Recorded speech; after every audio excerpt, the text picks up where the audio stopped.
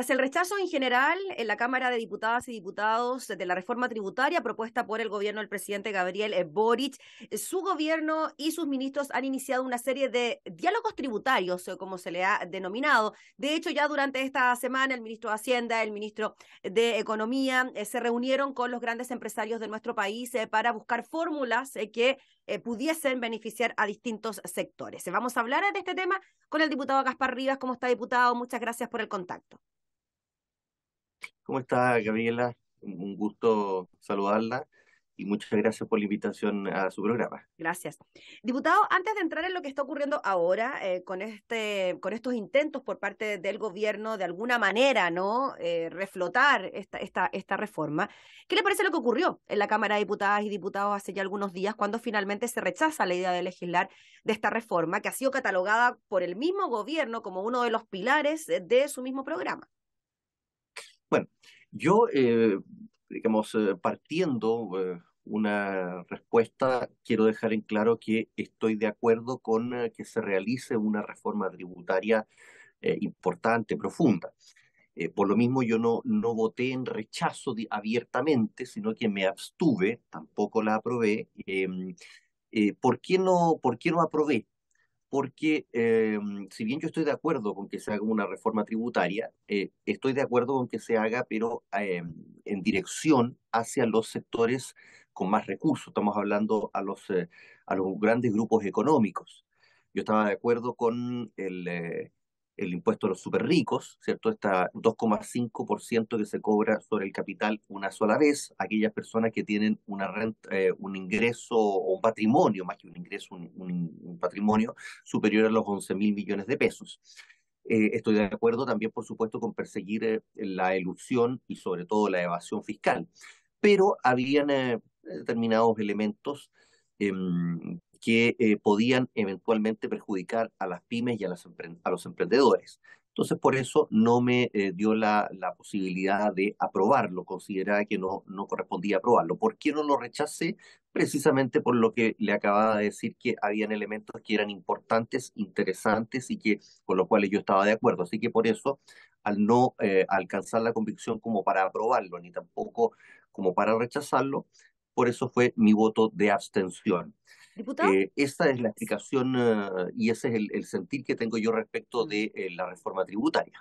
Diputado, solo para despejar el tema de las pequeñas y medianas empresas, solo comentarle las declaraciones que dio el ministro de Economía, Nicolás Grau, quien dijo que esta reforma, comillas, no perjudicaba a las pequeñas y medianas empresas, sino que de hecho la propuesta las beneficiaba porque era una reforma que no aumentaba los impuestos de las pymes, sino que todo lo contrario, dice él, los reducía y tenía un conjunto de beneficios para ella. ¿Cómo evalúa usted estas declaraciones del ministro de Economía?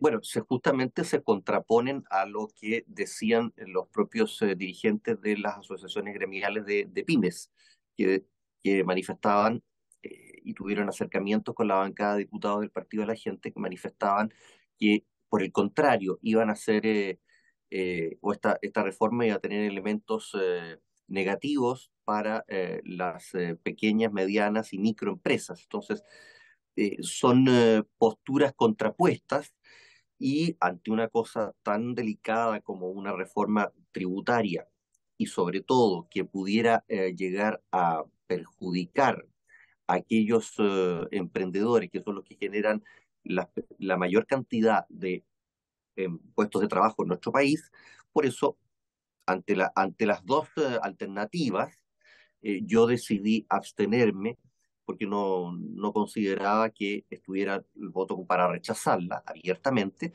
pero tampoco para aprobarla.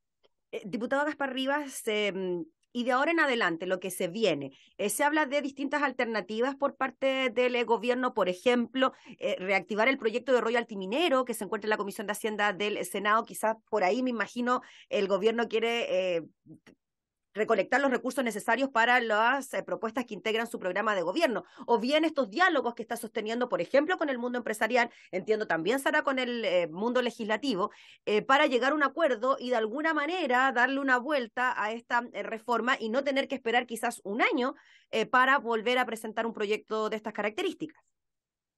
Es una de las alternativas. Yo, en el caso particular de un impuesto específico a la minería llamado royalty, aunque específicamente no es un royalty, pero se entiende cuál es el concepto, yo estoy de acuerdo y espero que eso fructifique, Ujú. porque eso apunta derechamente a lo que yo le decía a Gabriela, los sectores más poderosos de la economía, como es en este caso de la gran minería del cobre, de tal manera que una reforma tributaria que fuera específicamente a un aumento del impuesto específico a la minería, eh, me parece a mí que es el camino adecuado para suplir el fracaso de la reforma tributaria. ¿Y usted cree que con esos recursos de alguna manera alcanzaría, para decirlo en sencillo, para todo lo que se tiene presupuestado, pensando, por ejemplo, en la pensión garantizada universal, pensando, por ejemplo, en lo propuesto en el Día Internacional de la Mujer, esto de sala cuna universal también, sin distinción entre hombres y mujeres, por dar algún par de ejemplos nomás de lo que se ha manifestado por parte del gobierno? Todo eso depende de cuál sea la tasa imponible o sea, la tasa de cobro del impuesto específico. Le hago una diferencia en lo que es entre el royalty y el impuesto específico. El royalty es la tasa, el impuesto que cobra el dueño de un recurso natural no renovable por el derecho a extraer o a sacar ese recurso no renovable. De tal manera que mientras más recursos se saca, más se paga.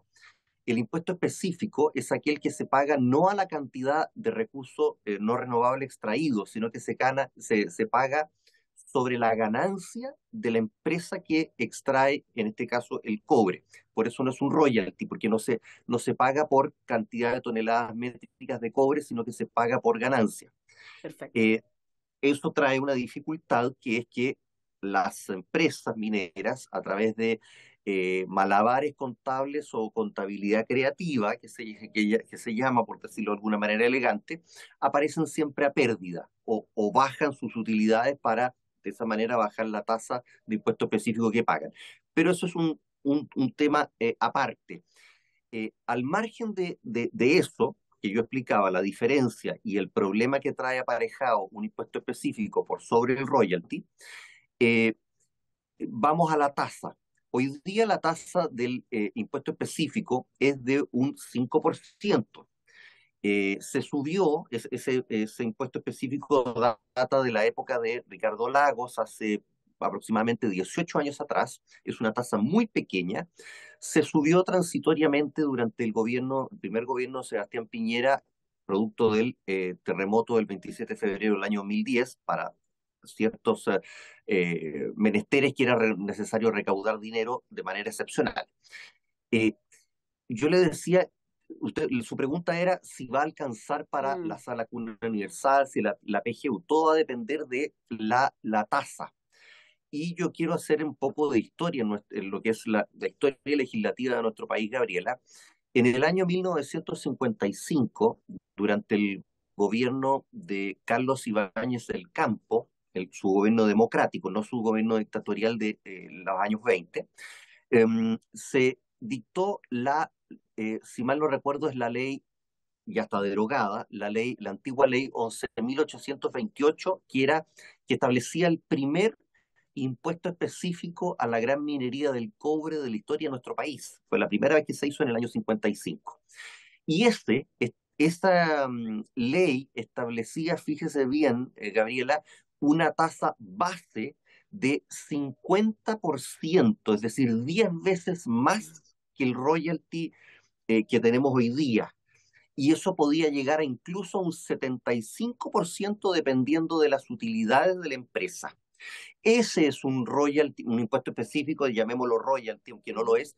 Ese es un impuesto específico de un país, digamos, que se hace respetar y que con esa tasa sí se podría llegar probablemente a cubrir muchas cosas, muchas necesidades de derechos sociales. Probablemente daría dinero no solo para Sala Cuna Universal, Mm. para PGU, sino que salud y educación.